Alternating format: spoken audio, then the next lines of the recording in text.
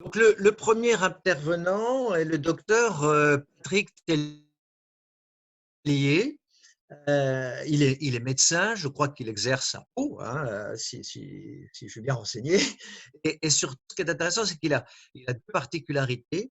La première, c'est qu'il a été responsable du bureau des constatations médicales, ce qu'on appelle Lourdes communément, hein, le bureau des miracles. Hein. Bon, il nous en parlera peut-être, hein, bon, ce n'est pas le sujet d'aujourd'hui.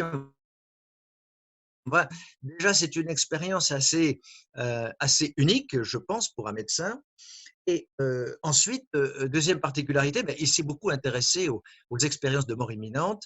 Il est devenu un spécialiste avec les 2 livres que vous voyez affichés en ce moment, qu'il a écrit assez récemment. Le deuxième intervenant est le père Vincent Lafargue. Il est curé en Suisse, donc curé d'Evolène, d'Ennemance et de Vex. Il habite Aigle, en Suisse, et nous l'avons invité parce qu'il a vécu lui-même une expérience de mort imminente, dont il nous parlera évidemment. Et il n'a pas écrit de livre sur le sujet, mais il a écrit un livre très intéressant, S'ouvrir à la miséricorde. Donc, j'affiche la couverture en ce moment. Je crois que c'est toujours intéressant de se pencher sur ce thème de la miséricorde. Enfin, notre troisième intervenant s'appelle Pierre Barnérias, mais il ne parlera pas ce soir. Peut-être certains d'entre vous le savent, il est pris en ce moment dans un tourbillon médiatique extraordinaire au sujet. Donc, il n'avait guère la tête à participer à notre conférence ce soir. Néanmoins, il m'a donné l'autorisation de vous montrer des extraits du film qu'il a réalisé sur les expériences de mort imminente, qui s'appelle Thanatos, vous voyez en ce moment. Et donc, nous n'aurons pas Pierre Barnérias, mais nous aurons des extraits de son film Thanatos au cours de la soirée. Alors, dans quel ordre allons-nous procéder? Je vais justement commencer par vous montrer un extrait de ce film pour vous montrer un témoignage. Et ensuite, on demandera au docteur Tellier de bien vouloir réagir sur ce témoignage, sur cet extrait. Et ensuite, on passera au deuxième intervenant, Vincent Lafargue. Voilà, donc je vous demande un quart d'heure pour lancer la petite vidéo. Le 2 février aurait dû être le dernier jour de ma vie. Ce jour-là, mon corps était en train de mourir des suites d'un cancer en phase terminale. Mais tout d'un coup, j'ai compris que j'avais le choix. J'avais le choix de revenir dans mon corps physique ou de le quitter.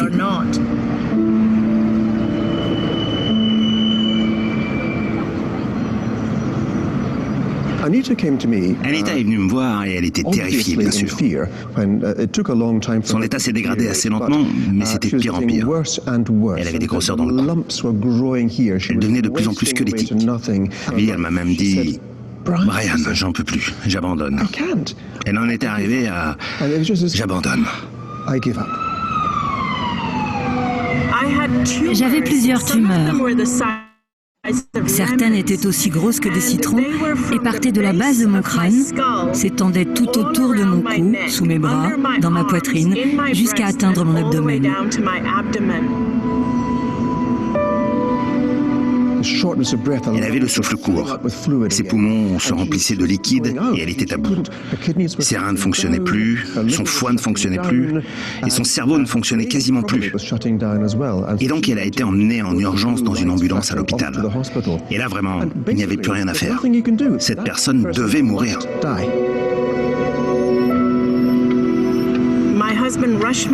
Mon mari m'a amené d'urgence à l'hôpital. Là-bas, les médecins affirmaient que mes organes vitaux ne fonctionnaient plus. Ils ont dit à ma famille que je vivais mes dernières heures et que je ne sortirais pas du coma. Mais ce dont ils ne se sont pas rendus compte, ce que ma famille et les médecins n'ont pas réalisé, c'est que même si mon corps physique était dans le coma, mes organes ne fonctionnaient plus et mes yeux étaient fermés, je pouvais tout de même voir, entendre et ressentir tout ce qui se passait autour de moi.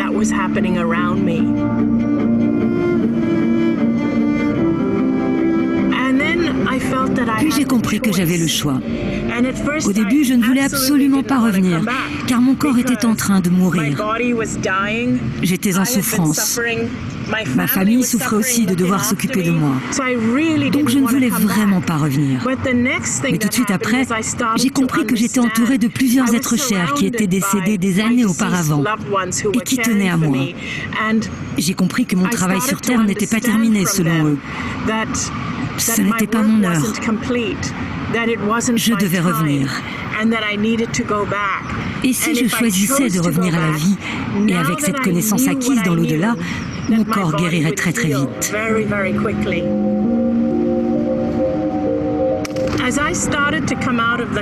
Alors que je sortais du coma, ils ont appelé le médecin et je l'ai tout de suite reconnu, alors que je ne l'avais jamais rencontré avant d'être tombé dans le coma. Je lui ai dit « Bonjour, Dr Chan ». Il était abasourdi. Il me répond « Comment vous connaissez mon nom ?» Je lui dis alors « Mais c'est vous qui êtes venu ce matin. Vous avez retiré le liquide de mes poumons, car j'étais en train de m'étouffer. » Il me dit « Mais vous étiez dans le coma, vos yeux étaient fermés. En aucun cas, vous ne pouviez me voir. » Je lui ai répondu que j'allais m'en sortir, que je n'avais plus besoin de toutes ces sondes. Ce à quoi il s'opposait violemment en me disant « Et bien sûr que vous en avez toujours besoin, votre cas est encore critique. » J'ai répondu « Non, je sais que je vais m'en sortir. » Il a dit à ma famille que j'étais en train de délirer à cause des médicaments.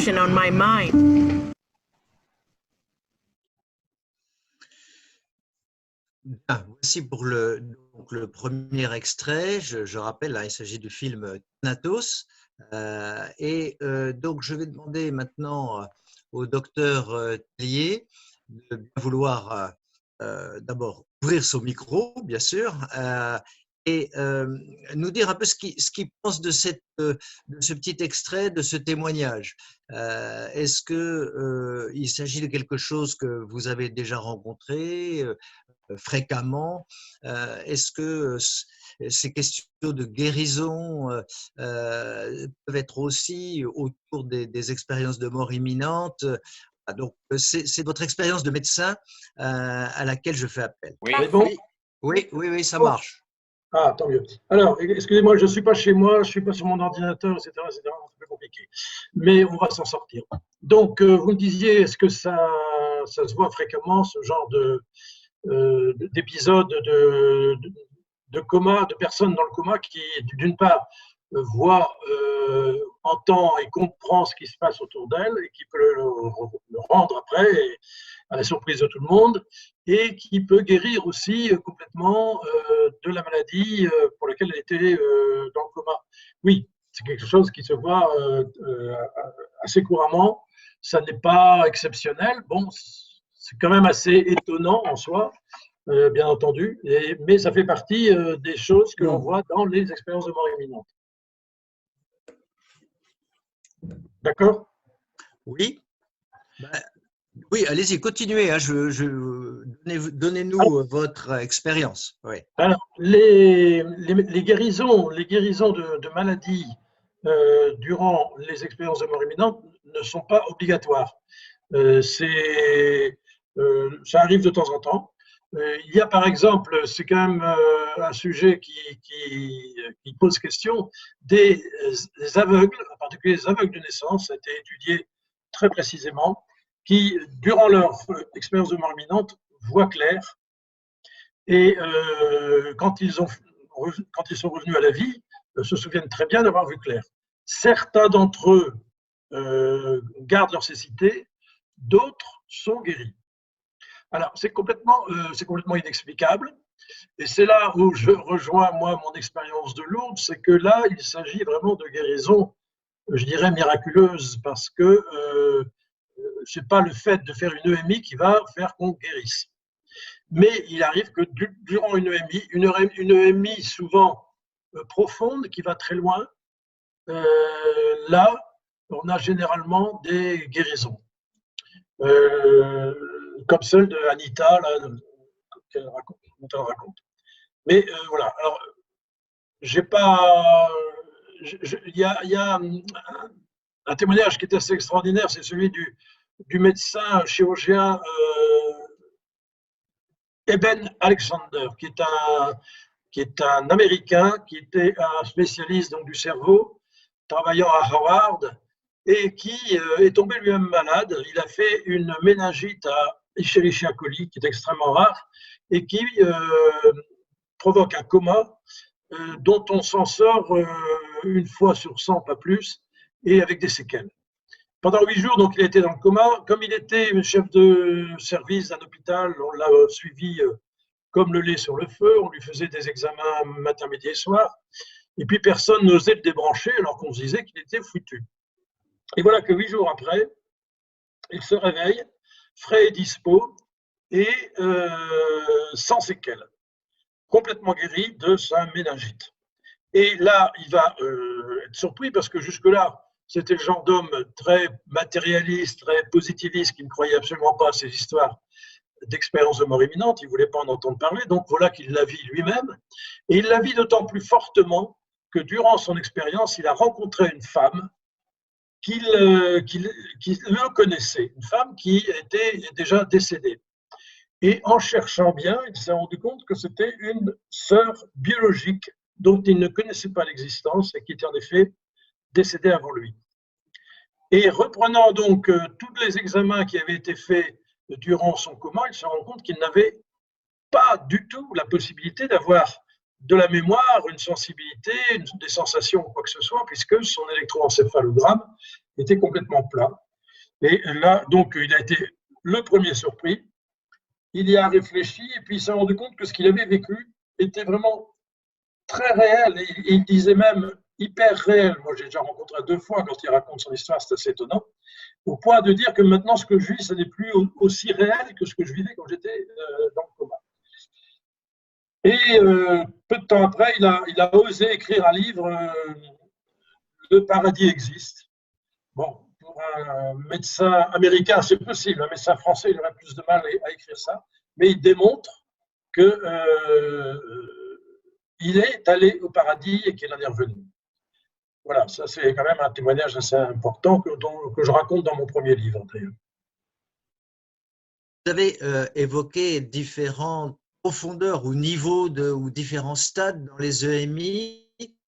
Et là, c'est peut-être le moment de nous expliquer les différentes formes que ça peut prendre.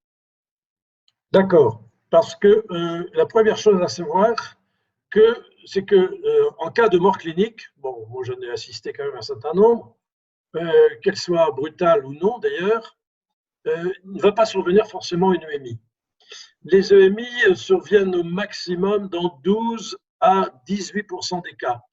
Mais ça fait quand même un pourcentage important, vu le nombre actuel de personnes qui passent par la mort clinique, donc avec l'arrêt du pouls et de la respiration, et éventuellement l'arrêt des fonctions cérébrales. Ça fait quand même beaucoup de monde. Actuellement, on pense qu'il y a environ 60 millions de personnes qui seraient revenues de la mort, 16 millions aux USA et en hausse de 200 000 personnes par an. Et c'est une expérience qui concerne tous les hommes de tous les temps, parce que quand on refait l'historique, on se rend compte que ça a toujours existé, chez aussi bien des hommes, des femmes, des enfants, des personnes âgées de toute croyance, de tout niveau d'instruction, de culture ou du milieu socio-culturel. Mais, encore une fois, c'est aléatoire. Pourquoi certaines personnes font une expérience de mort imminente et pas d'autres, on n'en sait rien. En tout cas, c'est une constatation déjà intéressante, c'est qu'il n'y a rien de systématique. Et quand on dit, bon, c'est le manque d'oxygène dans le cerveau ou la diffusion d'hormones au moment de la mort, non. Parce qu'à ce moment-là, tout le monde ferait une expérience de mort imminente et ce n'est absolument pas le cas. Alors, de quoi s'agit-il? Donc, de visions, de sensations qui se caractérisent par une succession donc, de phases assez bien identifiées aujourd'hui, qui suivent plusieurs niveaux et qui ne se produiront pas toutes forcément. Le premier niveau, c'est la décorporation. Donc, c'est une impression de sortir de son corps, de flotter au-dessus de son corps, collé au plafond de la pièce. Par exemple, une femme d'une quarantaine d'années me racontait que ça lui était arrivé à l'âge de 12 ans. Elle avait fait une crise d'asthme très grave et elle n'avait pas su s'en sortir. Sa mère, qui était infirmière, l'a mise en voiture. Son père a pris le volant et sont partis à l'hôpital. Elle lui faisait du massage cardiaque et elle était collée au plafond de la voiture et elle voyait sa mère faire du massage cardiaque sur elle. Elle ne comprenait pas ce qu'elle faisait là. Donc, ce qui montre bien que c'est vrai, cette décorporation est assez fréquente. Bon, à la limite banale, parce que ça peut arriver en dehors des expériences de mort imminente. Mais ce qui va plus loin, c'est que les sujets peuvent décrire à l'équipe chirurgicale toute l'opération pratiquée sur leur corps en vue plongeante. Et plus extraordinaire encore, ils peuvent rapporter les paroles échangées par les intervenants et même les pensées et les émotions du personnel présent pendant qu'ils étaient opérés. Donc, tout ceci a été évidemment vérifié. Alors, à partir de là, elle ne peut plus communiquer, par contre, avec quiconque. Et elle peut arriver dans un deuxième état qui est le changement d'état du corps lui-même, c'est-à-dire que la conscience et la lucidité se trouvent renforcées, avec des émotions, des sentiments intenses. La personne se rend compte, elle a l'impression de ne plus avoir de corps. Et ce qui est plus surprenant, c'est qu'elle peut prendre de la distance, traverser les murs, s'éloigner dans l'espace et observer le monde dans tous les angles. Ils peuvent aussi voir des détails très précis d'objets éloignés. Par exemple, quelqu'un qui raconte à ses parents après une EMI, alors qu'il n'était pas retourné chez lui depuis des années, et que ses parents habitaient à des centaines de kilomètres de là, leur dire « Je suis passé dans ma chambre et j'ai vu que vous aviez changé mon lit de place. » Voilà, tout à fait étonnant. Alors à partir de là, il peut se passer cette traversée du tunnel qui est quand même souvent représentée, qui est connue, qui n'est pas obligatoire, ça arrive dans un tiers des cas. Donc le sujet est aspiré à une vitesse importante dans un long tunnel, mais sans éprouver ni peur ni souffrance, et il débouche dans un domaine inconnu, non terrestre. Et là, il pourra rapporter avoir été dans un paysage, se retrouver dans un paysage absolument splendide, d'une saisissante splendeur, d'une indescriptible beauté. Ils peuvent entendre une musique céleste, on peut dire, magnifique, qui ne ressemble à rien de ce qu'ils connaissaient sur Terre. Plus fort encore, c'est qu'ils vont apercevoir, là encore, dans un tiers des cas, pas toujours, une lumière blanche, éclatante, dorée, aussi brillante qu'un million de soleils, mais pas du tout aveuglante. Donc, ils se trouvent dans un autre univers spirituel, et cette lumière, qui ne les oublie pas, est très attirante.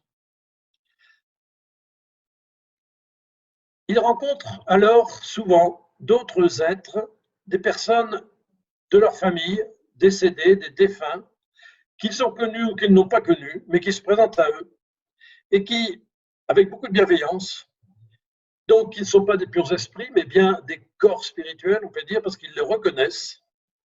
Il y a un échange qui peut avoir lieu par la pensée, et fréquemment, donc, ces personnes défuntes leur disent tu retournes, c'est pas ton heure. Et c'est ce qui se passe souvent. Mais ils peuvent encore aller plus loin et rencontrer des figures spirituelles, comme un ange, ou surtout un être de lumière, donc une personne, qui vraiment rayonne cette lumière extraordinaire, mais rayonne surtout beaucoup d'amour, un amour ineffable, inconditionnel, qui est à la fois universel et personnel, disent-ils.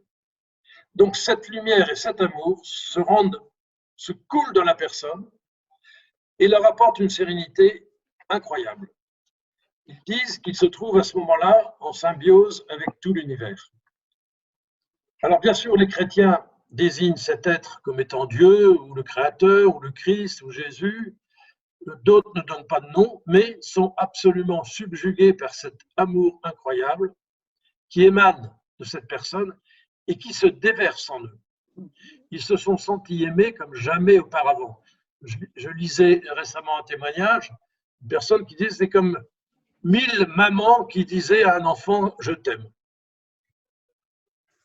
Et ils peuvent à ce moment-là voir le film de leur existence passée, tous les détails de leur vie, mais en un seul clin d'œil.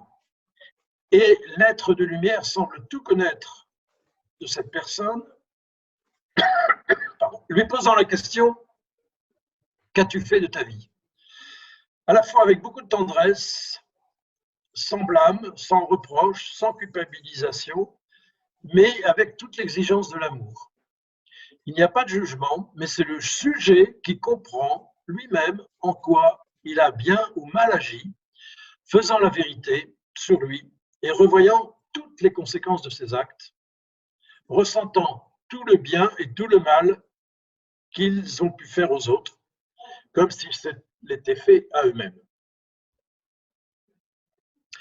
À partir de là, il y a un sentiment, un état de sérénité généralement ressenti qui s'en dégage avec une conscience et une lucidité renforcée, très profonde, dépassant tout ce que l'expérienceur a pu connaître sur le terrain. Et c'est là où elle est confrontée à une limite, puisqu'on va la revoir, une frontière entre deux mondes, celui de la vie et celui de la mort finalement. Alors celle-ci peut avoir une apparence matérielle ou symbolique, et la personne a souvent le choix de rester, d'avancer ou de rebrousser chemin. Et c'est là où souvent la personne est poussée à rentrer, soit par l'être de lumière, ça arrive, soit par la personne défunte qu'ils ont rencontrée. Et si donc l'horreur n'est pas venue de rester, elles reviennent, mais avec beaucoup de difficultés. La difficulté de rentrer dans le corps, comme s'il se glissait dans un gant trop étroit. Et c'est fait en général à contre-cœur et non sans mal. Alors, vous imaginez bien qu'on ne revient pas indemne d'une telle expérience qui dépasse tout ce que l'on peut imaginer. La plupart du temps, la personne n'ose pas en parler à son médecin ou à ses proches, de peur de paraître illuminé, mais ils en gardent une nostalgie indéracinable. Ils ont été tellement bouleversés qu'ils en sont marqués à vie, profondément. Quelle que soit d'ailleurs leur religion, leur croyance ou leur philosophie antérieure. Cet aller-retour est vraiment inscrit en eux, et quand on les interroge, et on le verra, je pense, avec le père Vincent, c'est comme si ça s'était passé leur histoire 5 minutes avant, tellement c'est en eux. Ils sont vraiment, alors c'est ça le plus extraordinaire, c'est que ces gens, il y a un avant et un après. Ils sont transformés, c'est comme dans les miracles, hein. Quelqu'un qui vit un miracle n'est plus la même chose, il n'est plus la même après. Donc ils ne voient plus leur existence de la même façon, ils retrouvent un fort regain de vie, vers plus d'attention, de présence, de conscience pour les autres, d'empathie, de gratitude pour la vie, la considérant cette vie comme sacrée. Et cerise sur le gâteau, ils n'ont absolument plus peur de la mort, sûr qu'il y a une vie après la vie. Voilà, donc ils ont désormais un rapport à la mort très différent, la voyant comme faisant partie de la vie, comme un simple passage, assurant à qui veut les entendre que la vie ne s'arrête pas au moment de la mort et qu'elle est magnifique. Ils parlent même souvent d'une nouvelle naissance. Et donc, ces expérienceurs, comme on les appelle aujourd'hui, se souviennent très bien de leur EMI, pouvant en parler toute leur existence sans oublier un moment. Voilà ce que je voulais dire, ce qui est important de connaître sur le déroulement général des EMI.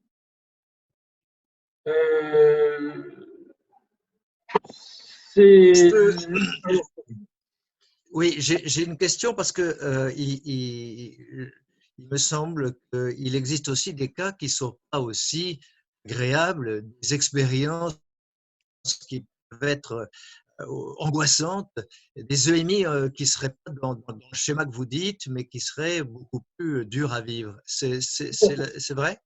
Oui, bien sûr. Oui, là, c'est ce qui se passe généralement. Mais on a des exceptions. Parce qu'en effet, si on se dit, bon, bah, tout va bien, si on va comme ça directement au paradis, c'est génial, il n'y a pas de souci. Eh bien, attention, c'est malheureusement pas toujours le cas. En effet, alors, difficile à dire, parce que les gens qui vivent ça, qui vivent des EMI négatives, disons pour l'instant, mais angoissantes, comme vous le dites, soit n'en parlent pas, parce que ça les gêne, soit l'oublient, tellement c'est trop fort pour eux. Alors, parce que tous ces expérienceurs qui font ces expériences négatives ont des visions de flammes, d'eau sombre, de terrain gluant, d'odeurs pestilentielles, de bruits épouvantables, avec beaucoup d'aspects tout à fait angoissants, de souffrance, de cris, de hurlements, de néant, de vide, et tous parlent spontanément d'enfer. Alors on pourrait dire donc ce sont des EMI négatifs, mais non. Ce sont des EMI certes effrayantes, terrifiantes, angoissantes ou infernales comme on veut, mais qui sont finalement positives. Pourquoi? Parce que à partir de là, leur vie va changer également. Ceux qui avaient une vie dissolue reprendront une vie correcte. Je n'ai eu des témoignages d'hommes qui me disaient « Oh, moi j'étais un affreux bonhomme, je buvais, je trompais ma femme. » Bon, j'ai changé de vie complètement à partir de là. Et puis il y en a d'autres qui me disent « Ben non, moi j'avais une vie normale, même des bons catholiques qui allaient à la messe tous les dimanches éventuellement, et qui ont vécu ça, et qui ne comprennent pas ce qui leur est arrivé. » Alors, c'est à creuser, et c'est ce que je leur dis en général, bien entendu. Il faut qu'ils approfondissent le pourquoi de ces EMI atypiques et particulièrement négatives, dont on ne parle pas en effet assez souvent, je pense. Moody, donc, qui est le premier qui a parlé des EMI, qui est un homme de ma génération, parce qu'il a écrit ça à l'âge de 30 ans en 1974, et que j'ai rencontré déjà 2 fois, n'en parlait pas beaucoup au départ parce qu'il n'arrivait pas à comprendre ce que ça pouvait être. À nous si vous voulez, on peut en discuter. Bien sûr, en tant que chrétien, on imagine que ça peut être une vision du purgatoire, ou plus encore de l'enfer, comme le témoignage de Gloria Polo, que je donne dans mon premier livre, qui raconte avoir frôlé l'enfer. D'accord.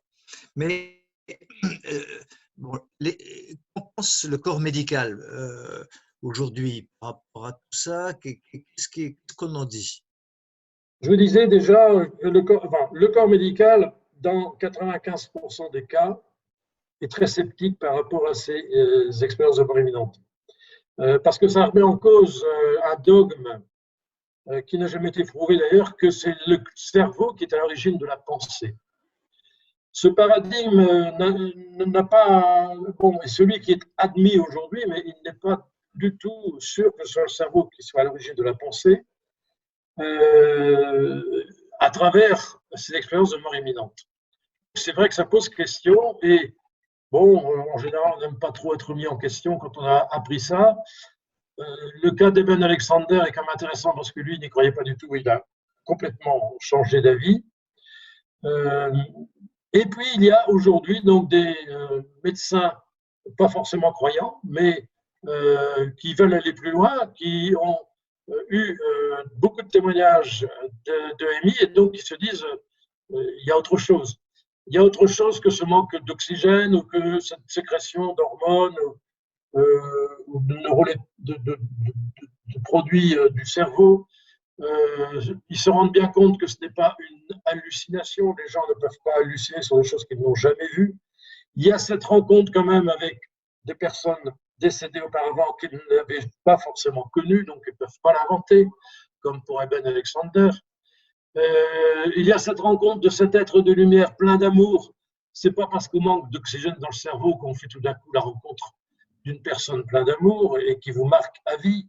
Donc tout ça paraît pas très sérieux.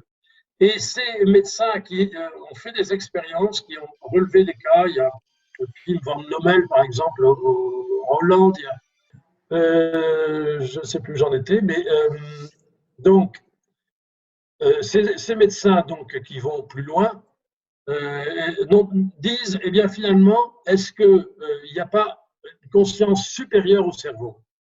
Le cerveau étant considéré à ce moment-là comme un émetteur-récepteur de cette conscience universelle avec un grand C, voilà, qu'on peut considérer comme ça. Donc, le cerveau n'étant pas du tout le lieu de la pensée elle-même, mais l'émetteur-récepteur, exactement ça qu'ils disent, d'une conscience supérieure. Voilà. On n'en est qu'aux hypothèses obligatoirement.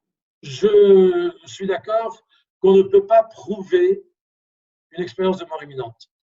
Parce que ça ne survient pas d'abord à chaque fois, et deuxièmement, on ne peut pas la provoquer. Il y en a qui ont essayé, ça a tourné mal. On ne peut pas la provoquer, donc on ne peut pas faire d'expérience répétée.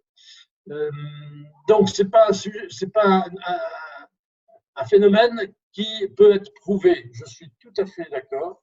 C'est un phénomène aléatoire qui peut arriver, qui est finalement plus un signe, je dirais, pour nous, et qu'on prend ou qu'on refuse. C'était Blaise Pascal qui disait à propos des miracles, les miracles ont suffisamment de clarté pour ceux qui veulent bien croire et suffisamment d'obscurité pour ceux qui ne veulent pas. Je dirais, pour les AMI, c'est un peu ça. Hein. Il y a suffisamment de clarté et puis il y a aussi de l'obscurité. C'est à chacun de se définir en fonction de soi et en fonction des témoignages qu'il a pu avoir. Nous avons une question sur le côté universel de ces expériences qui semblent être plus ou moins les mêmes ou répondre à des schémas assez proches d'un pays à l'autre. Mais dans des peuples qui n'ont jamais eu aucun contact avec l'Occident, avec le christianisme, est-ce qu'on a vraiment documenté des cas similaires à ceux que vous avez dit? Oui, alors il y en a très certainement. J'avoue que moi, je suis parti de ce que j'ai eu en Occident, autour de moi, à travers. Ça a commencé à Lourdes quand j'étais au médecin au sanctuaire. C'est là où j'ai eu des premières personnes qui ont osé venir me parler de ce qui était arrivé, alors qu'elles n'en avaient jamais parlé à personne, parce qu'elles voyaient que j'étais là pour écouter et que je pouvais l'entendre. Quand j'ai écrit mon premier livre, alors moi j'ai étudié tout ce qui existait sur le sujet en Occident. Par contre, dans les autres civilisations, c'est très difficile de savoir.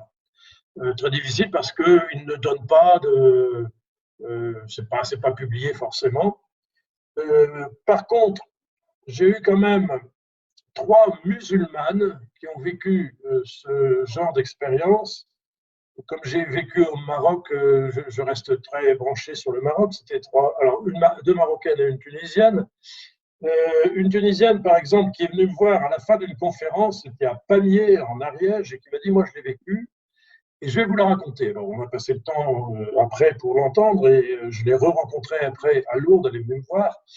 cette Tunisienne, musulmane bien sûr, pharmacienne, mariée sans enfant, a eu une crise d'asthme qui, si je me souviens de son nom, qui s'est mal passée. Donc, elle a perdu connaissance et elle est passée de l'autre côté. Et là, elle a rencontré cet être de lumière plein d'amour, qui lui a d'ailleurs dit tu n'arrives pas à avoir d'enfant, mais tu verras, tu auras 2 filles. Et elle est revenue à elle. Et là, en réfléchissant, elle s'est dit cet être plein d'amour, ce n'est pas, c'est Dieu, mais c'est Allah, c'est Dieu comme vous voulez, mais ce n'est pas celui qui m'a été inculqué. Le Dieu des musulmans n'est pas un Dieu d'amour comme celui-là. C'est pas ça du tout. Je ne comprends pas. Et elle a cherché. Jusqu'au jour où elle a rencontré des religieuses catholiques au sud de la Tunisie qui lui ont donné un évangile. Et là, elle a dit, ben voilà, c'est lui ce Dieu que j'ai rencontré. Et elle a demandé le catéchuménat. Elle s'est fait baptiser en Tunisie. Mais ça s'est su et donc elle a été persécutée, il n'y avait plus personne qui venait dans sa pharmacie. Elle a été obligée de quitter la Tunisie, elle s'est retrouvée en France et finalement elle s'est retrouvée à Pamiers, accueillie par des amis à moi d'ailleurs, ne pouvant plus exercer la pharmacie en France parce que le diplôme tunisien ne correspond pas. Et entre-temps, elle avait eu les 2 filles dont l'être de lumière lui avait parlé. Donc voilà, un témoignage donc, qui vient d'un autre pays, d'une autre religion. Bon, la Marocaine, une autre Marocaine qui a vécu cette expérience et qui m'avait invité d'ailleurs à venir en parler à Marrakech, elle voudrait changer sa religion. Elle se dit, ce Dieu plein d'amour, il faut qu'il soit accepté et intégré dans la religion musulmane. Voilà. D'accord.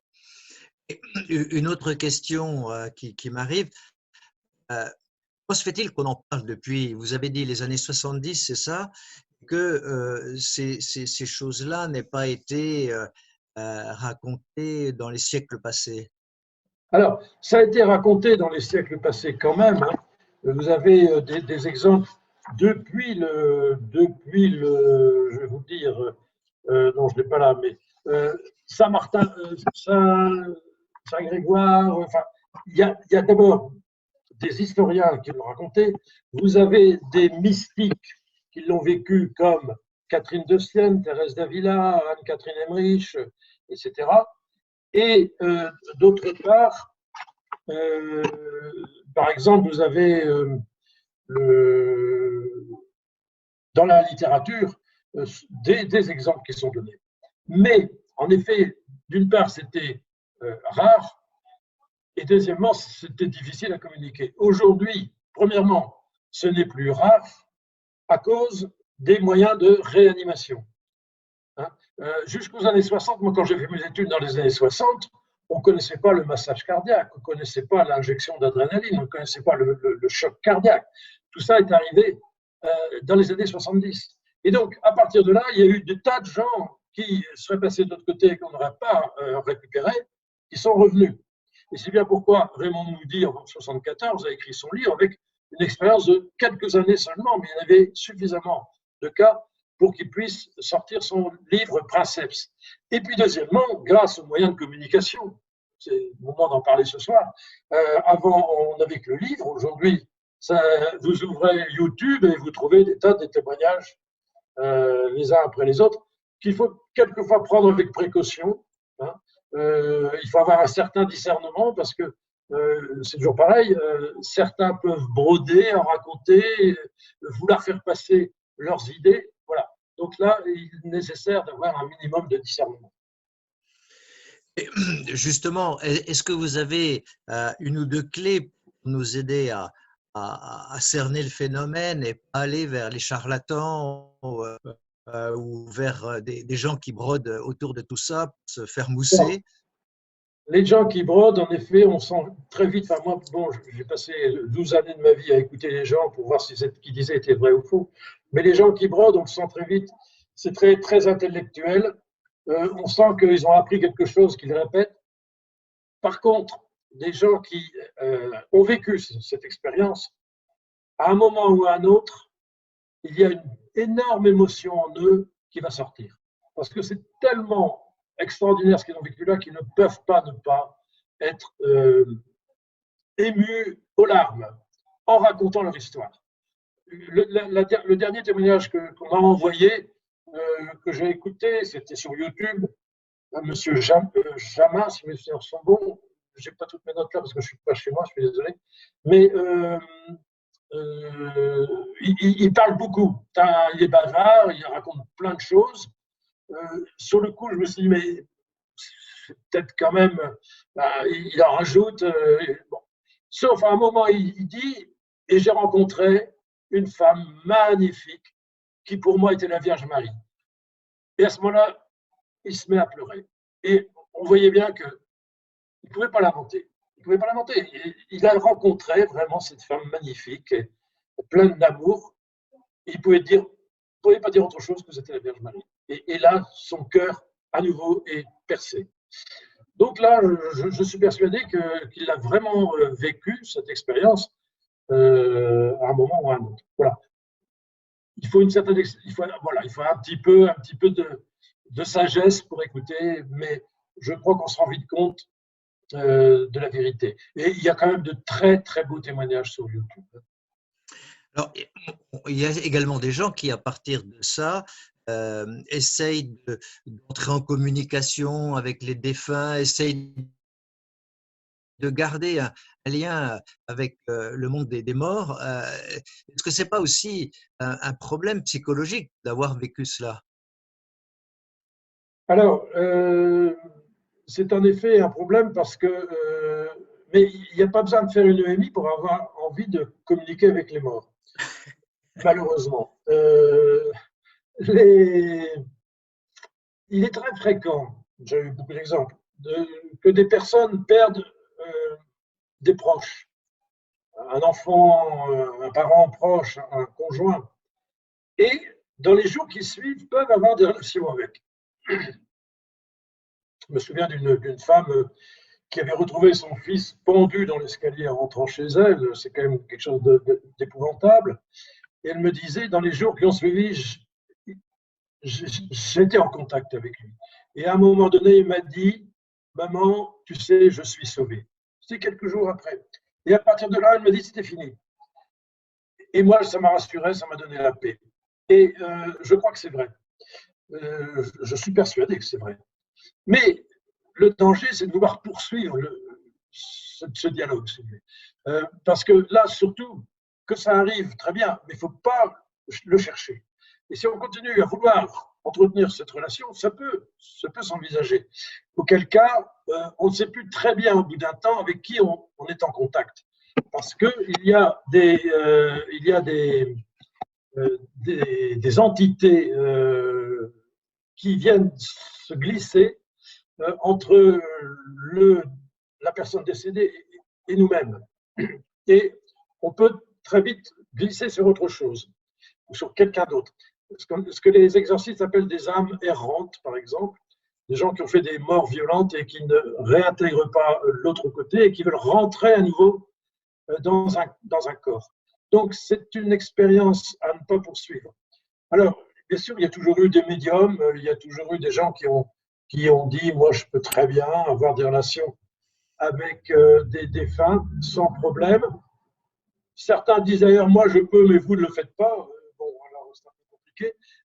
Même le père Brune, qui est un théologien que j'appréciais beaucoup, qui est mort en janvier 2019, et qui a parlé pas mal des EMI, lui disait « moi, j'ai eu contact avec les défunts, ça ne me gêne pas, mais surtout ne le faites pas ». Bon, ok. Donc, restons très, très prudents à ce niveau-là. D'accord. Bien, ben, je vous remercie beaucoup. Je pense qu'on a compris beaucoup de choses grâce à vous. Donc, on va passer à la deuxième partie. Je vais commencer par montrer un deuxième extrait du film Thanatos. Puis ensuite, nous parlerons avec le père Vincent Lafargue. Olivier en fou aurait pu avoir entre ses mains notre prochain candidat aux expériences de l'au-delà. Nous l'avons rencontré au Perché, sur un rocher très prisé. Une histoire banale d'un accident de travail.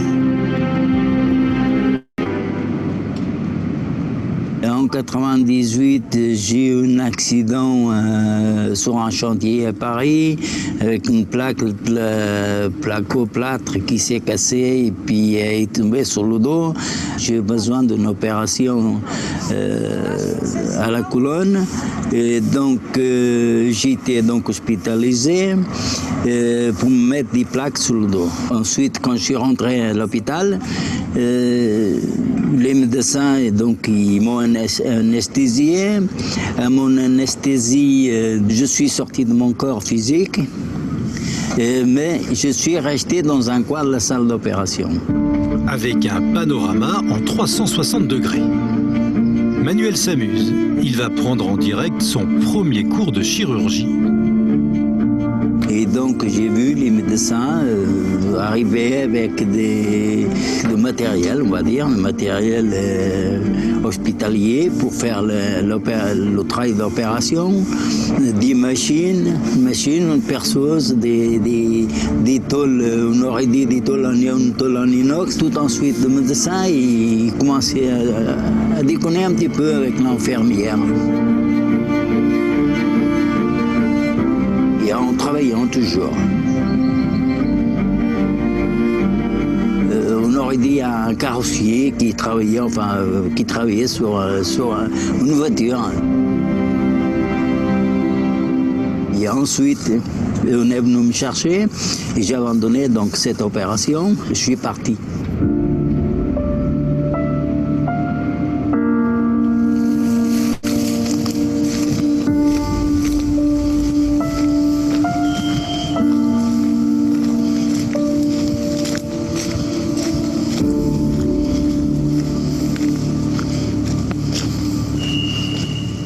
Il y a tout un cortège qui est arrivé et puis ils m'ont dit de les suivre, donc j'ai suivi. Et quand j'ai suivi, je suis rentré dans un tunnel magnifique, avec des couleurs très très très belles, des choses qu'on ne voit pas sur la terre. J'ai été suivi par des gens avec des mitres, on aurait dit des curés, il y avait des curés, des papes, enfin on va dire, et puis des gens un petit peu bizarres. Dans ce monde-là, on plane. Si on est tout léger, on est bien. Et tout d'un coup, il y a la Vierge qui lève sa main, et en levant sa main, il fait arrêter le cortège.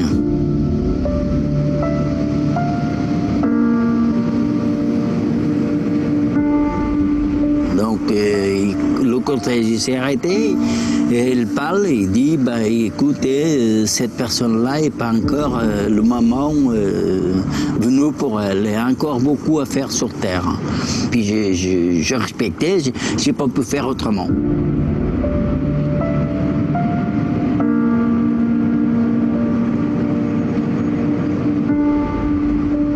Quand j'arrive à l'endroit, mon cœur était à la morgue, et je vois le corps qui bouge.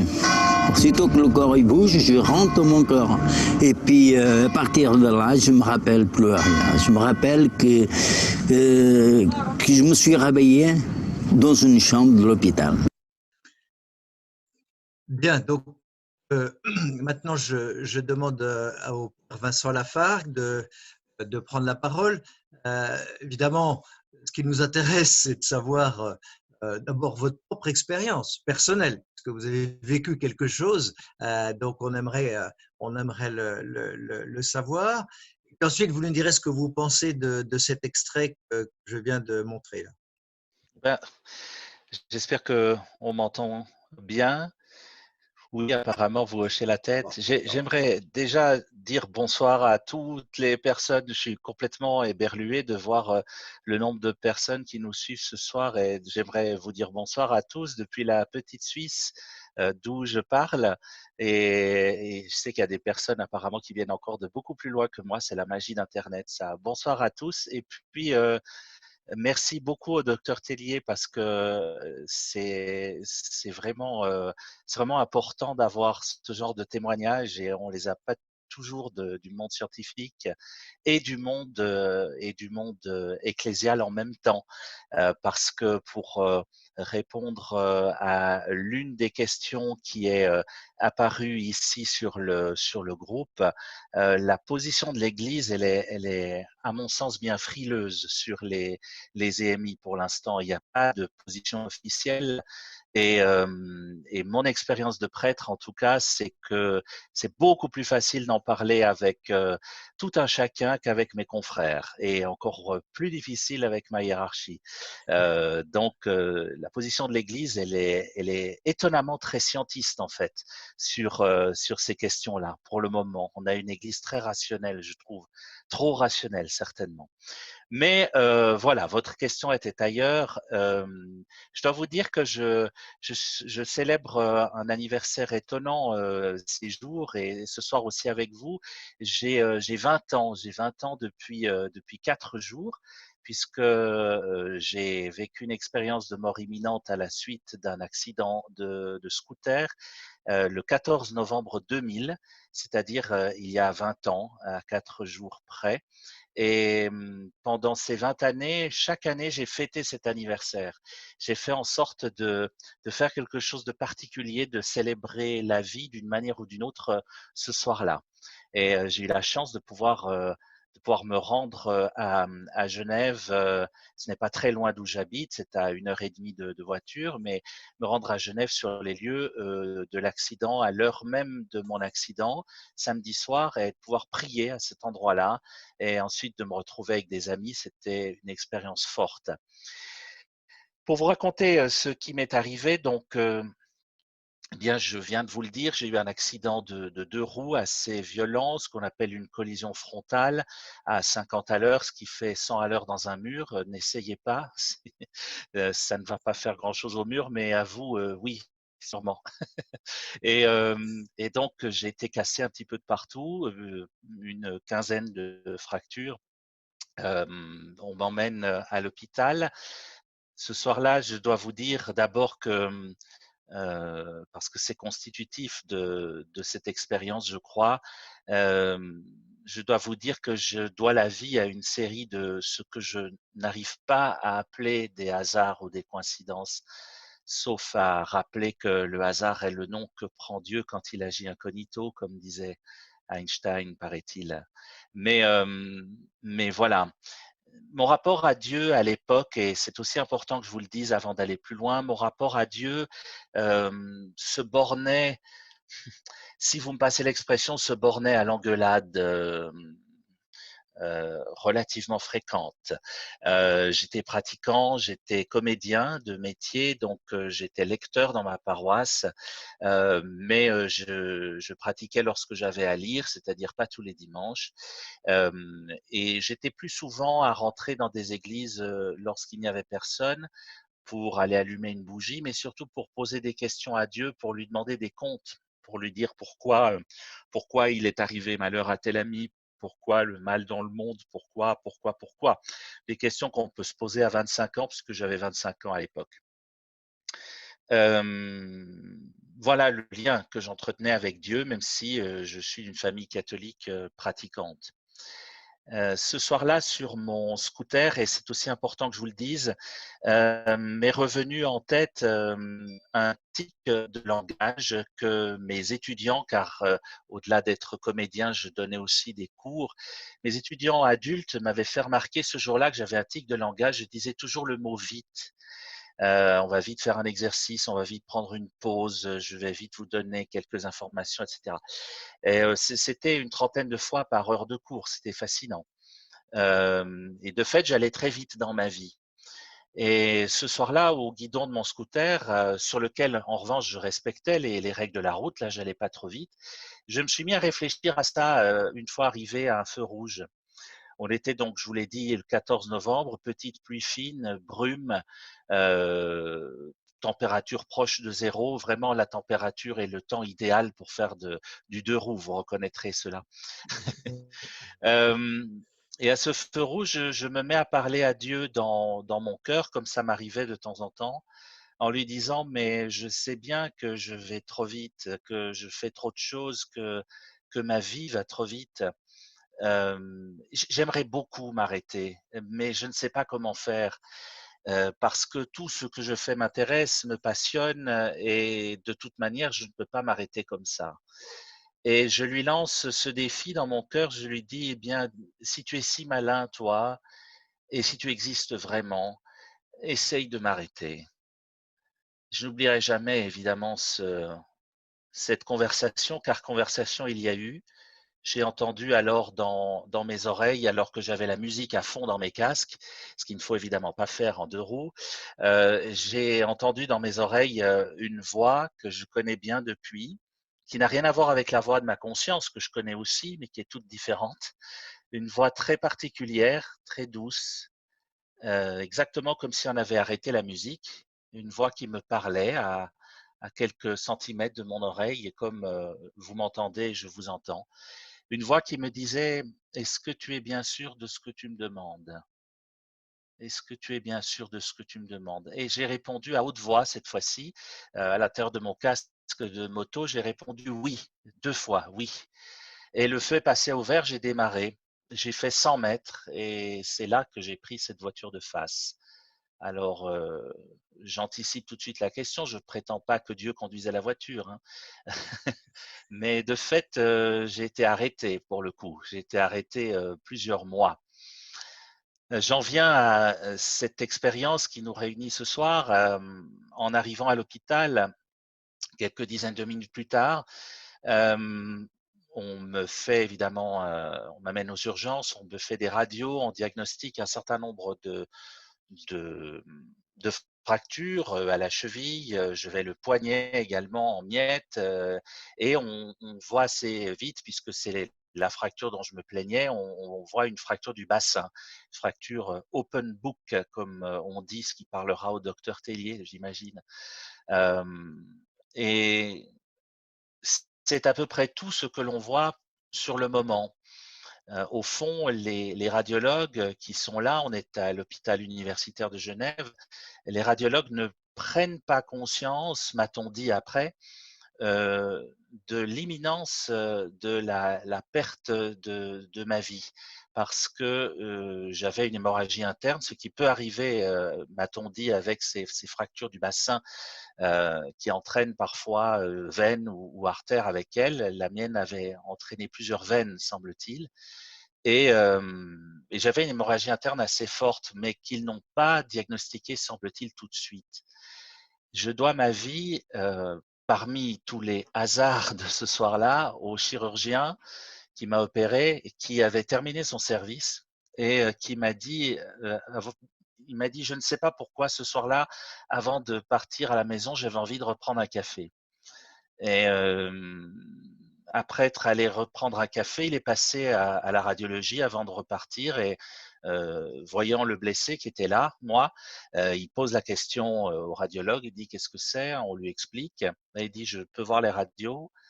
Ça, je m'en souviens très bien parce que j'étais conscient à ce moment-là, même si j'ai fait plusieurs pertes de connaissance ce soir-là.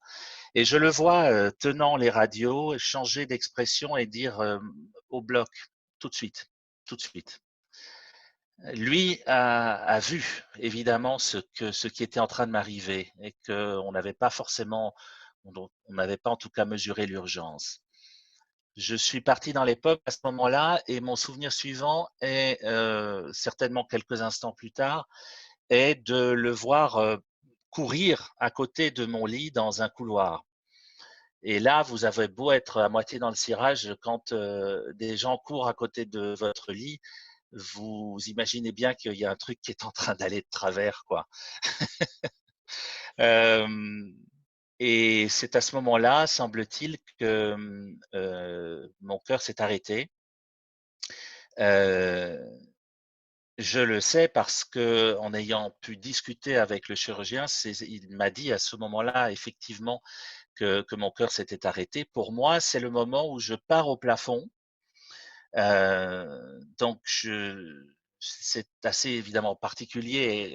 Le docteur Tellier l'a très bien dit. On n'a pas toujours les mots pour raconter cela, même si j'ai l'impression que c'était hier, effectivement, alors que ça fait 20 ans. Mais j'ai les images extrêmement précises. Je pars au plafond de ce couloir, je vois un blessé sur un lit d'hôpital. Je ne prends pas tout de suite conscience que c'est moi. Je vois ce blessé qui est là et je vois tout à coup les gens autour s'agiter comme des fous. Et je ne comprends pas ce qui se passe. J'entends une alarme, je vois des gens commencer à masser ce blessé. Et c'est à ce moment que je comprends qu'apparemment c'est moi. C'est moi qui suis là couché. Et c'est très bizarre puisqu'en même temps, ben, je suis au plafond de ce couloir. Et j'ai envie tout de suite de leur dire, mais calmez-vous, ça va, je vais bien, je vais bien, je me sens bien, tout va bien. Je ne sais pas combien de temps cette expérience a duré. Pour en avoir discuté avec le chirurgien ensuite, il semble que ça ait duré quelques dizaines, trentaines de secondes, peut-être moins d'une minute en tout cas. Pour moi, ça a duré longtemps. Mon souvenir, mon expérience, en tout cas à moi, dilate ce temps et le fait durer plus longtemps que cela. J'ai là une faculté dont le docteur Tellier a dit quelques mots tout à l'heure, une faculté très étrange qui est de pouvoir zoomer avec mes yeux. Je peux me projeter tout près de l'action, tout près d'un autre personnage qui est dans le couloir, regarder des détails de près et j'ai l'impression de m'amuser avec cette faculté pendant quelques instants. C'est ainsi que je pourrais ensuite donner des détails au chirurgien lorsqu'on en reparlera ensemble plusieurs mois après. Ces détails qui vont faire qu'il me dira que je n'ai pas rêvé, mais que lui-même ne peut pas expliquer ce que j'ai vu.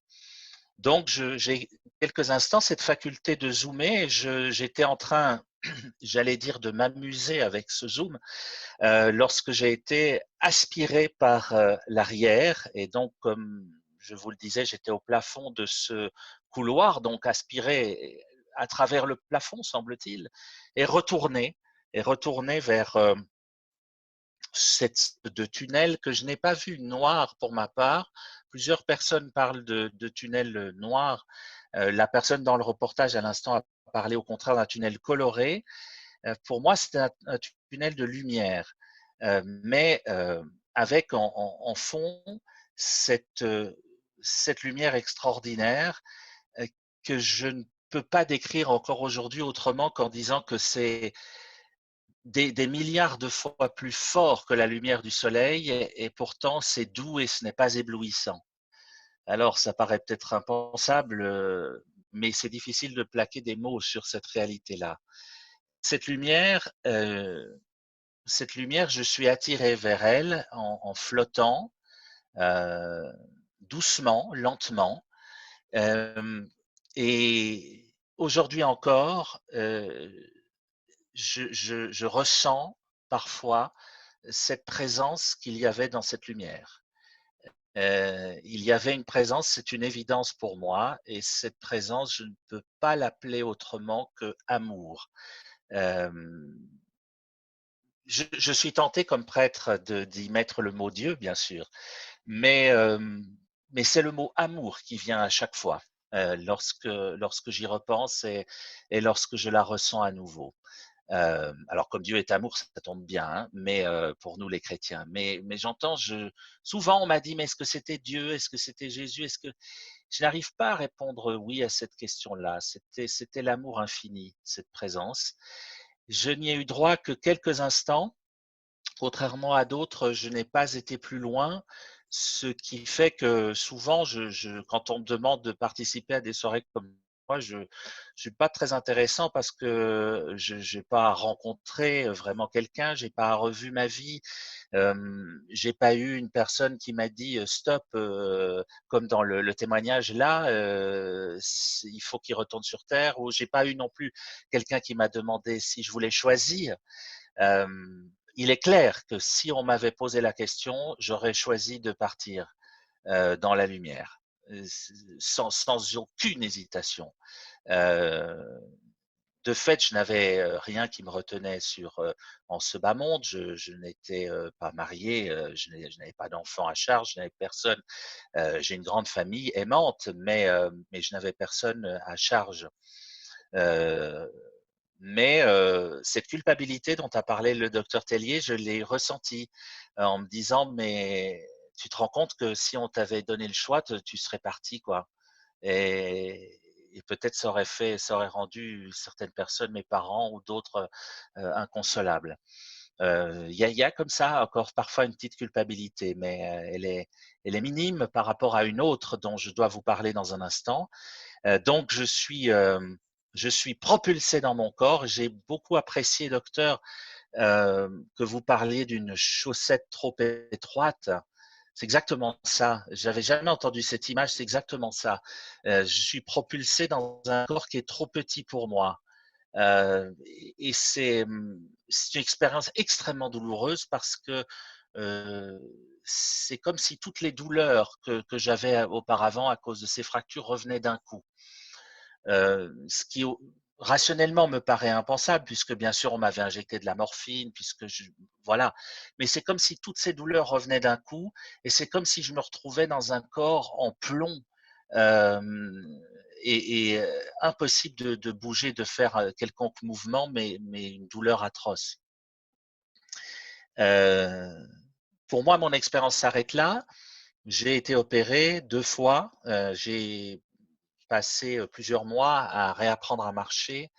Grâce à des anges, s'il y a parmi vous des médecins ou du personnel soignant, des infirmiers, des infirmières, j'aimerais que vous preniez conscience que vous êtes des anges sans ailes. Il faut qu'on vous le dise souvent, parce que j'ai eu autour de moi des personnes que j'oublierai jamais.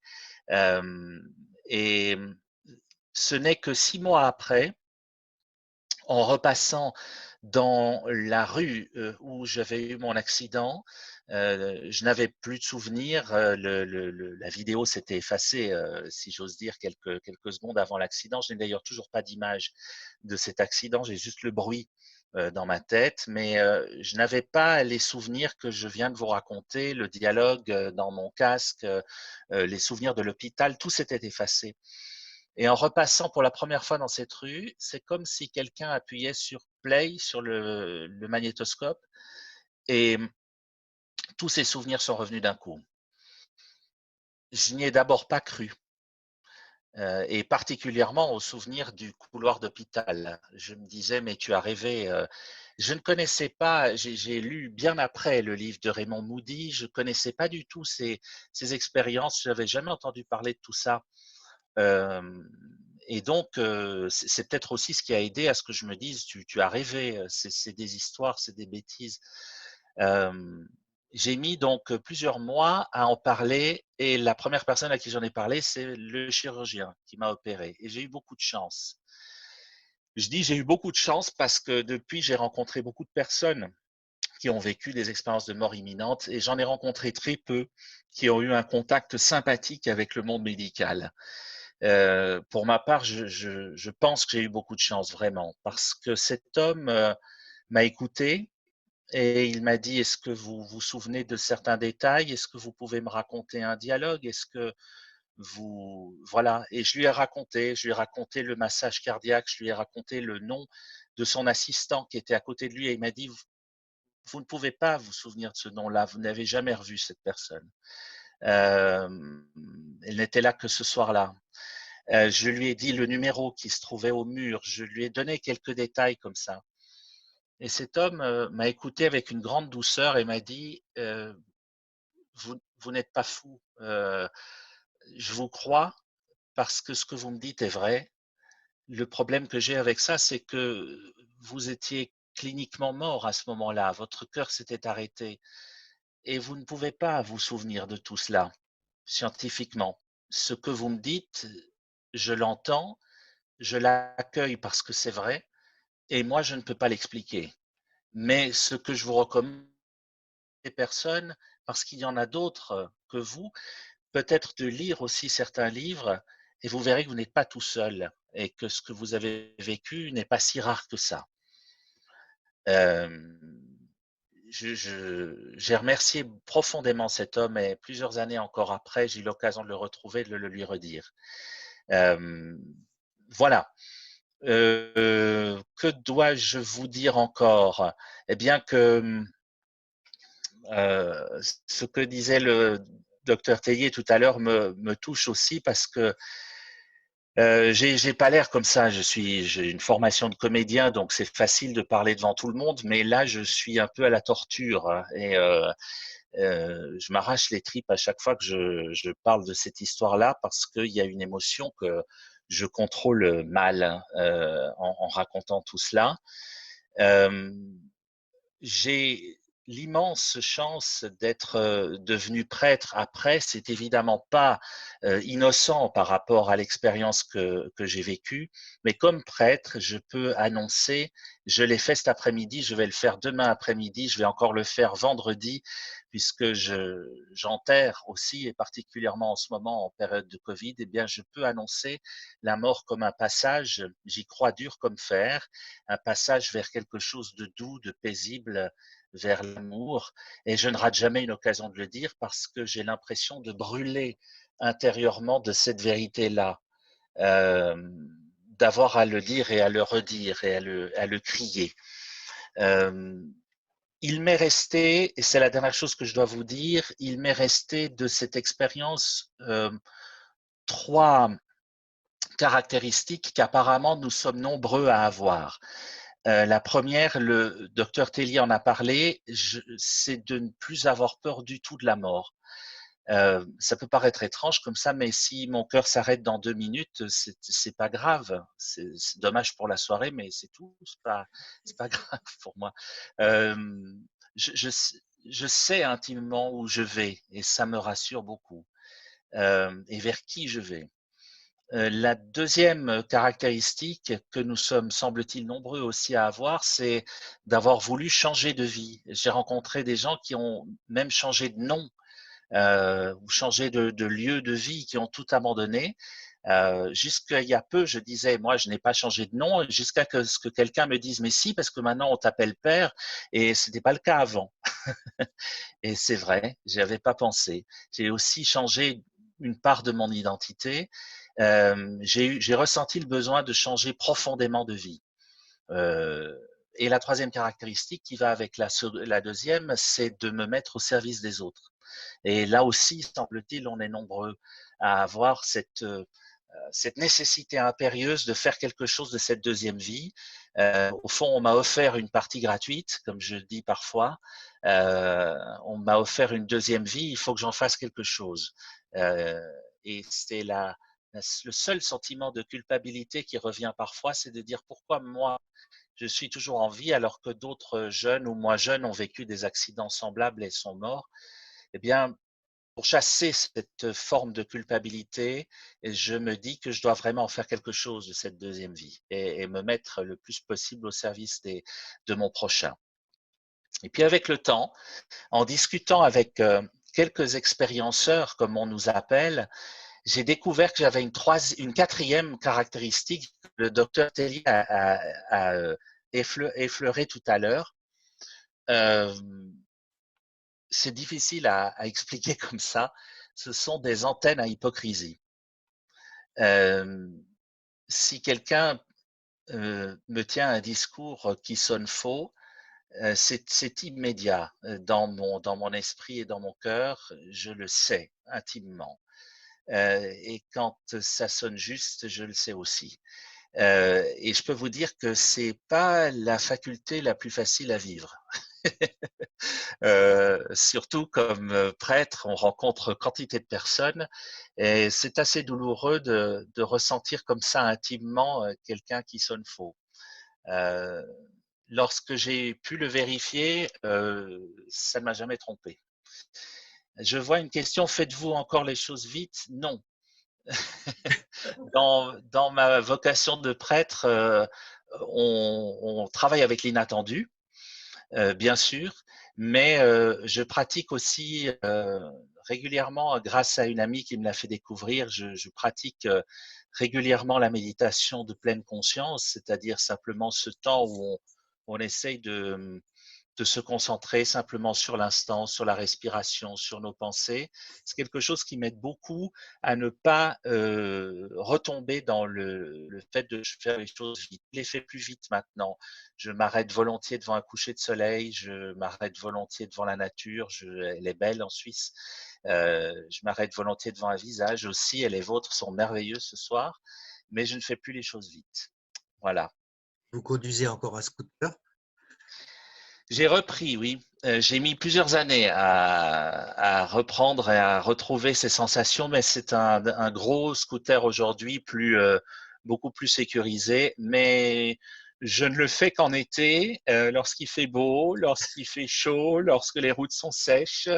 Et voilà. Lorsque la mauvaise saison arrive, je le recouvre de sa housse et je le laisse dormir pendant l'hiver. Mais si je pose cette question, c'est parce que c'est intéressant de voir que vous n'avez pas peur de la mort, mais vous tenez à la vie. Alors, plus que tout, c'est une question qui est parfois posée. Des gens m'ont dit une fois, mais alors, est-ce que tu as envie de te suicider pour retrouver cette lumière et voilà. Et la réponse est évidemment non, certainement pas. Je savoure la vie comme je ne la savourais pas avant. Il y a un carpe diem qui est devenu une évidence pour moi et que je prêche aussi.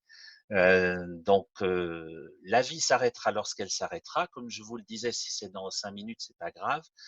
Mais tant qu'elle est là, je la savoure. Et seconde après seconde. D'accord. Est-ce qu'on peut revenir un instant sur l'extrait du film? Qu'est-ce que vous pensez de cette personne qui dit j'ai rencontré la Vierge Marie, qui m'a dit non, non, non, enfin qui a dit non, non, non, c'est pas encore l'heure, etc. Est-ce que ça vous fait quelle sensation, ces témoignages-là? Chaque fois que j'en entends ou que j'en lis, ça me touche énormément parce que il y a une fraternité d'âme. À chaque fois que j'ai eu l'occasion de parler dans les médias, très souvent je refuse parce que encore une fois, c'est des expériences qui sont pas simples. Mais chaque fois que j'ai eu l'occasion de le faire, des gens m'ont appelé après, m'ont écrit, m'ont dit il faut qu'on se rencontre, il faut qu'on se voit. J'ai vécu la même chose que vous, j'ai vécu une expérience semblable ou autre. Et chaque fois, j'accueille avec une immense humilité et une grande tendresse ces témoignages parce qu'il y a vraiment, on se sent frères et sœurs d'âme entre ces personnes-là. Euh, et peu importe les différences, rencontrer quelqu'un, les gens qui ont rencontré la Vierge Marie, d'autres qui ont rencontré Jésus ou d'autres personnes. À chaque fois, encore une fois, quand ça sonne juste, ben on le sait. Voilà. C'est le cas des 2 témoignages que vous avez diffusés là. J'ai l'impression de gens que je connais depuis toujours, alors que je ne connais pas ces 2 personnes. D'accord. Et ce qui concerne la guérison, donc c'était le premier extrait du film, cette personne qui fait l'expérience et qui est guérie en même temps, qu'est-ce que ça vous évoque? Alors ça, j'en avais jamais entendu parler. J'étais fasciné par ce qu'a dit le docteur Tellier à propos de ces aveugles de naissance notamment. C'est extraordinaire. Je découvre ça ce soir. Et en découvrant ça tout à l'heure et en vous entendant parler, je me disais, mais finalement, moi aussi, j'ai été certainement guéri d'une façon que j'avais de prendre la vie qui m'amenait dans le mur nécessairement. Et puis bon, j'appartenais au showbiz. On n'est pas des anges. C'est pas des vies des plus éthiques forcément suivant les cas. Même si j'étais bien sage, mais enfin quand même. Quelque part, j'ai été guéri de mon ancienne vie complètement, mais physiquement, non. j'ai pas vécu ce genre de guérison, mais je trouve ça fascinant de découvrir ça. D'accord. Il y a une question qui vous est posée, c'est est-ce que vous avez rencontré des personnes qui tombent en dépression parce qu'il faut continuer à vivre et que c'est moins bien que ce qu'ils ont connu par l'expérience elle-même? J'ai rencontré une personne qui a eu une de ces expériences négatives dont vous avez parlé il y a quelques instants tout à l'heure, qui a beaucoup hésité à m'en parler et qui m'en a parlé dans des termes très douloureux. Et cette personne est une personne dépressive et a de la peine dans sa vie, de fait. Voilà. Et par contre, si je recherche dans les personnes que j'ai rencontrées ou contactées, et j'essaie toujours de les rencontrer en chair et en os parce que c'est quand même plus sympa que par écran interposé. J'ai pas souvenir de personnes qui se sentaient moins bien dans la vie. Vraiment l'état général, qui m'a été donné de rencontrer, ce sont des personnes qui, comme moi, au contraire, savourent d'autant plus la vie. D'accord. Mais juste un mot, vous avez dit que vous avez eu cette envie énorme de rendre service, d'être au service de votre prochain. Est-ce qu'on pourrait revenir d'une expérience comme ça juste pour profiter des plaisirs matériels de la vie? Ah, je pense pas du tout. Mais j'ai rencontré personne dans ce cas-là. Mais D'accord. peut-être que des personnes qui seraient dans ce cas-là ne raconteraient pas forcément ou n'auraient pas envie de parler de leur expérience. Mais ça me surprendrait beaucoup parce que, comment dire? Tout prend une autre saveur. Jusque jusqu'au bruit du vent dans les feuilles, jusqu'à la lumière du soleil couchant, jusqu'à l'odeur de la pluie, tout prend une autre saveur. J'ai eu cette impression, d'avoir mes sens qui se sont surdéveloppés après cette expérience-là. J'ai d'ailleurs, rencontré 1 ou 2 personnes qui étaient dans le même cas que moi. C'est sûrement qu'une impression, mais elle est tenace. Donc, ça me surprendrait de rencontrer des personnes qui comptent de vivre de manière superficielle, je dirais. Ouais. Je vois qu'il y a une question encore qui est arrivée par rapport à la foi. Euh, donc, ma relation à Dieu, elle s'est développée, bien sûr, beaucoup plus encore que ce qu'elle était avant, hein, évidemment, puisque j'ai carrément choisi de de le servir dans le ministère de la prêtrise. J'ai mis quand même 2 ans, plus de 2 ans à chercher ma vocation, à chercher ce lieu dans lequel je pouvais être au service des autres et qui me correspondait. Et Dieu a beaucoup d'humour, vous savez. Euh, et il rencontre les gens par les médias qu'il leur convient. Euh, Moi, j'ai été comédien, j'étais animateur de radio aussi à mes heures, je le suis toujours d'ailleurs maintenant, mais et c'est par un ancien comédien et une émission de radio qu'il m'a rejoint. J'étais dans ma voiture parce que j'avais acheté une voiture depuis, et je suis tombé sur une émission, la voix d'un homme qui m'est rentré dans le cœur, comme certaines voix peuvent nous toucher profondément. Euh, euh, et cet homme, je l'ai compris bien après dans l'émission, cet homme était prêtre, pas très loin de chez moi. Et bien avant de comprendre qu'il était prêtre, je l'entendais parler de poésie, ce qui est un de mes amours peut-être les plus importants, de cinéma, ce qui est mon cas aussi, de théâtre, d'un certain nombre de choses. J'imaginais pas du tout un prêtre, en fait, comme beaucoup de gens, j'imaginais qu'un curé, ça célèbre la messe le dimanche et c'est tout, quoi. Je voyais pas tellement ce que faisait un curé de ses journées. J'ai rencontré quelqu'un qui parlait de son lien avec les gens, de son rapport avec la vie des gens, de sa participation aux joies, aux peines des gens, d'essayer de leur apporter un petit peu de ce Dieu auquel ils croyaient. Et j'ai eu besoin de rencontrer cet homme très vite après cette émission. Je l'ai appelé et je lui ai dit, écoutez, ça va vous paraître complètement absurde, je vous ai entendu à la radio et je crois que je suis appelé à faire la même chose que vous. Et tout en disant cette phrase au téléphone, je me suis dit, mais qu'est-ce que tu es en train de raconter? Tu es complètement fou. Et j'ai admiré cet homme parce que il ne m'a pas dit, ah, c'est formidable, on manque de prêtres. C'est pas du tout. Il m'a dit, bah, faut peut-être qu'on en parle. Vous avez un moment, on pourrait discuter. On s'est rencontrés. Et il a, au contraire, il a passé au crible cet appel que je ressentais. Il m'a dit, ben, rencontrez des gens, puisque vous avez une deuxième vie, vous avez le temps, prenez le temps d'aller à la rencontre de certains prêtres ou de laïcs en paroisse. Il y a plein de manières de servir le Seigneur, et peut-être que c'est dans la prêtrise, peut-être que c'est autrement. Prenez le temps et vous verrez. Et cet homme était à mon ordination plusieurs années plus tard, lorsque je suis devenu prêtre. Il est encore en vie aujourd'hui, il est assez âgé. C'est une personne qui a beaucoup compté. C'est entre autres par lui, certainement, que Dieu est passé pour affermir ma foi et me montrer où était mon chemin. Voilà. Puis je vois encore une question là. Si alors attendez, oui, allez-y. Avant de revenir à la position de l'Église, oui. on va en reparler bien sûr. Il y a une question qui m'est arrivée par un autre média, qui est de dire, bon, finalement,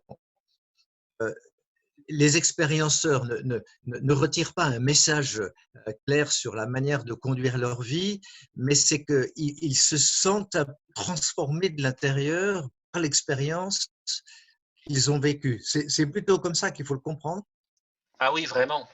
C'est brûler de l'intérieur. Pour moi qui travaille la Bible, c'est mon domaine d'étude. Je suis brûlé de l'intérieur par la parole de Dieu et par la nécessité de la transmettre, et puis par ce Dieu amour qui est celui de la petite Thérèse, par exemple, et par l'impérieux devoir de l'annoncer autour de moi. Voilà, mais c'est vraiment quelque chose de totalement intérieur, oui, vraiment. Oui. Très bien, merci beaucoup. Juste pour voir, puisque je voyais cette question, si vous n'aviez pas vécu cette expérience, auriez-vous conseillé à l'Église de prendre position sur les EMI? Je me suis peut-être mal exprimé, mais je ne conseille pas du tout à l'Église de prendre position sur les EMI. Je me contente de regretter que on ait de la peine à en parler dans les milieux ecclésiaux pour l'instant. Je dis pour l'instant parce que j'espère que ça changera. Mais je ne suis pas sûr que l'Église doive avoir une position officielle là-dessus. Peut-être simplement donner une place à des personnes qui ont vécu des expériences, celles-ci comme d'autres, des expériences aux frontières du normal. Et j'espère simplement une Église occidentale qui ose aller aux frontières du normal, puisqu'elle prêche un Jésus qui lui-même y est allé, en est revenu et en a fait sa vie. Donc, si on est disciple de cet homme-là, je pense qu'il ne faut pas avoir peur d'aller aux frontières de ce que la science peut expliquer. On va peut-être aussi interroger le docteur Tellier sur le sujet, parce que comme il a été responsable du bureau des miracles à Lourdes, la prudence de l'Église est aussi une bonne chose pour ne pas justement prêter le flanc à des discours complètement charlatans ou complètement paranormaux. Donc la prudence est quand même aussi une bonne chose, non? Tout à fait. D'abord, je voudrais quand même remercier le Père Vincent de son témoignage qui me remplit de joie, parce que c'est vraiment plein d'enseignements pour tout le monde. Je crois que c'est à retenir. Tout ce qu'il nous a dit est tellement fort. Cette fraternité d'âme, en effet, entre les expérienceurs, je l'ai bien ressenti que moi, je n'ai pas fait cette expérience, mais je le ressens à travers les témoignages qu'on me donne. Pour revenir à l'Église, c'est certain qu'elle est très prudente. Il suffit de voir par rapport au miracle combien c'est compliqué pour admettre un miracle. Vous savez qu'à Lourdes, il y a eu plus de 7000 déclarations de guérison et qu'on n'en est qu'à 70 miracles reconnus. Donc vous voyez que l'Église ne retient qu'une guérison sur 100, donc c'est quand même peu. Et c'est normal qu'elle soit prudente dans la mesure où elle a toujours peur du fidéisme, ce qu'on appelle le fidéisme, c'est-à-dire de croire sans la raison. Et le fidéisme fait le lit de l'illuminisme et puis le lit des sectes. Bon. Mais dans les expériences de mort imminente, c'est parce que c'est d'abord quelque chose de neuf. Hein. Vous savez que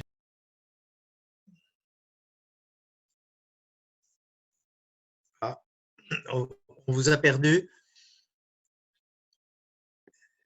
Monsieur Tellier, vous avez coupé. Ça y est, ça va bien. Là, ça y est, ça a bougé. Donc, ah ben si, je sais pourquoi. Voilà. Donc, l'Église prend toujours du temps hein, mais je vois pas pourquoi elle se positionnerait par rapport aux expériences de mort imminente. Ce n'est pas nécessaire. C'est pas une question de foi, c'est pas une question de dogme.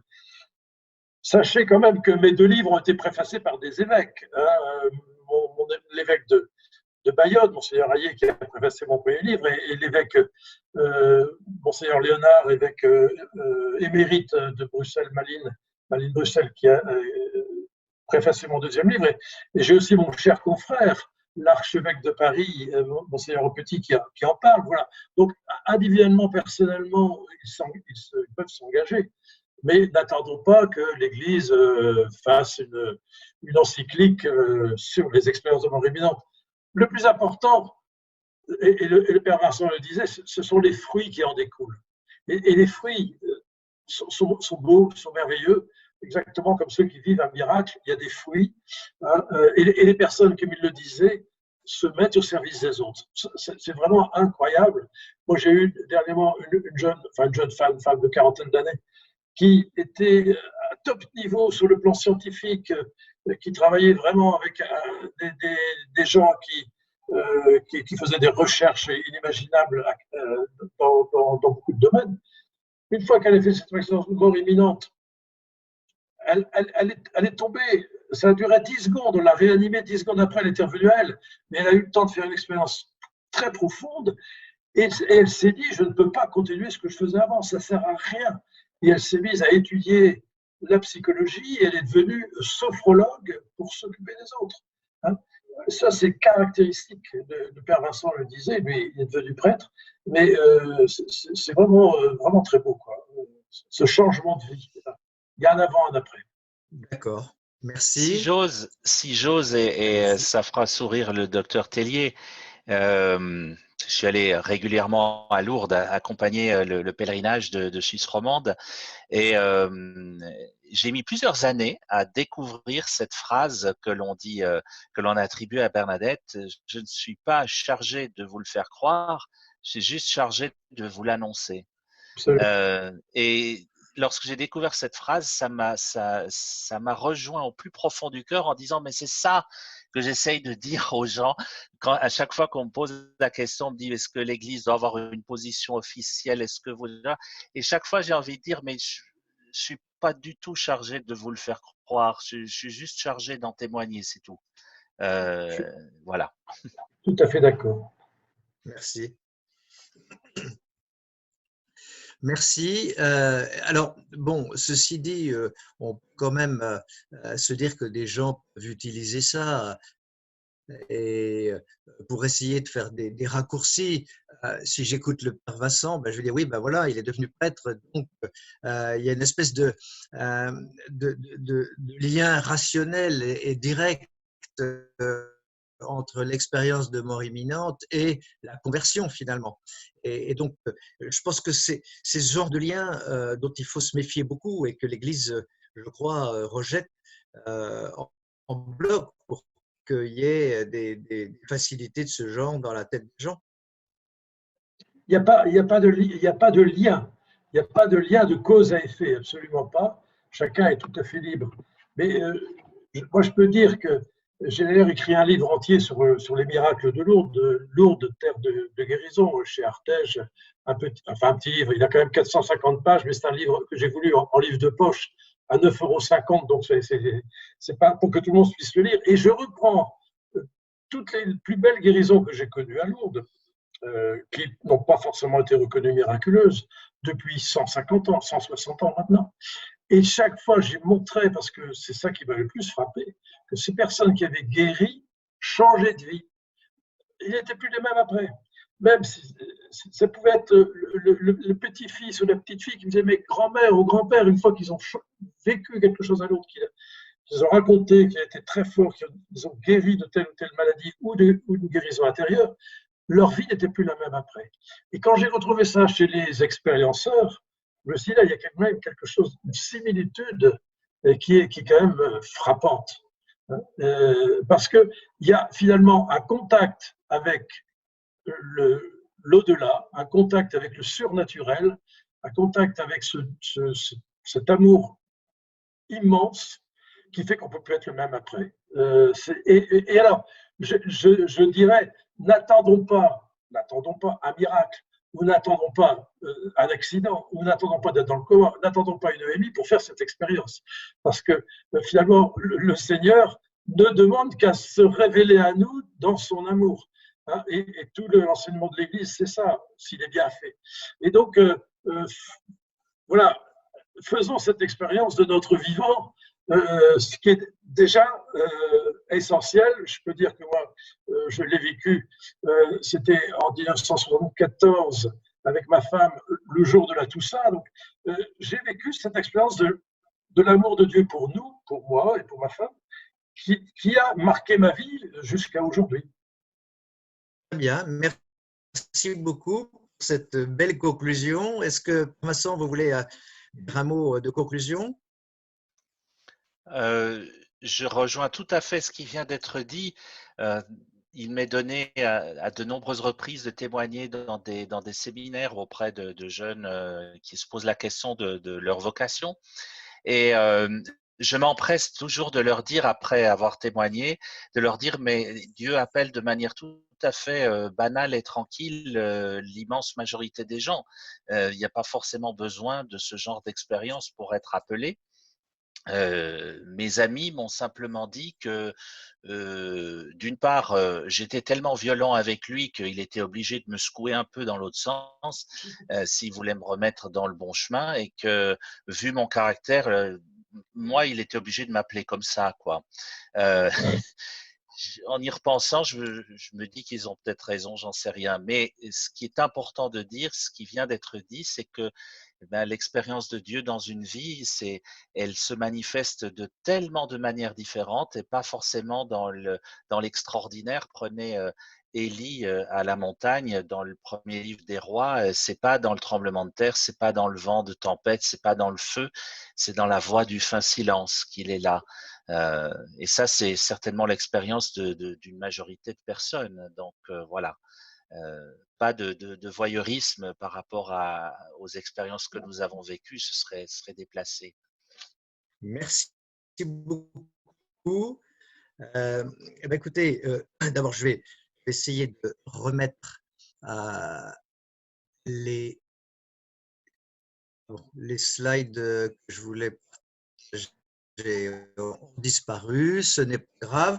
Donc, au nom des 85 personnes qui nous ont suivis ce soir et de toute la paroisse de Louvciennes et de la mairie de Louvciennes qui était également présente, on vous remercie énormément. Je crois qu'on a beaucoup appris d'une part, mais aussi on a été touchés par ces expériences. Donc, merci beaucoup, Dr Tellier. Merci beaucoup, Père Vincent. Merci à vous.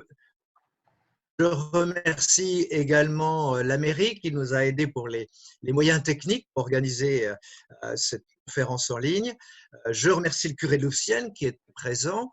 Je me permets du coup de remercier énormément le Père Vincent, le cher Dr Tellier. Voilà, ça m'a beaucoup édifié moi-même, et je suis d'accord sur le fait que l'Église est trop timide et qu'en même temps, si elle prenait trop vite position ou dogmatiquement position, on tomberait dans autre chose que le témoignage. Or, c'est ce qui nous a beaucoup touchés ce soir, et donc un immense merci. Merci à vous, cher confrère, Père Mathieu. Merci beaucoup. Moi, je n'ai pas vécu ça. Je suis un peu jaloux, je vous avoue. Et je m'y suis toujours intéressé depuis avant ma vocation. Et j'avais lu les bouquins du docteur Moody quand j'avais 19-20 ans. Voilà. Et ça m'a beaucoup édifié, oui, et fortifié dans ma foi dans la résurrection. Donc, un immense merci d'avoir permis cette soirée. Oui. Voilà.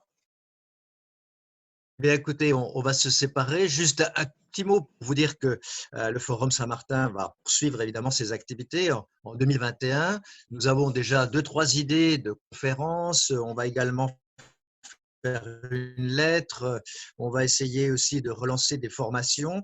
Ce que je dis à chaque fois, et je le redis, c'est qu'il ne faut pas hésiter à nous parler d'un sujet qui vous intéresse, à nous soumettre des idées, de façon à dire et peut-être organiser une conférence autour de cela. Donc voilà, nous sommes à votre disposition, à votre écoute pour faire un programme 2021 qui correspondra le plus possible à vos attentes. Voilà, donc bonne soirée à tous et merci encore de votre participation. Merci à nos deux intervenants. Merci à Bruno, à Pierre-Emmanuel de FIJAC, oui, bravo. Emmanuel nous a beaucoup aidé, effectivement. Voilà, à bientôt.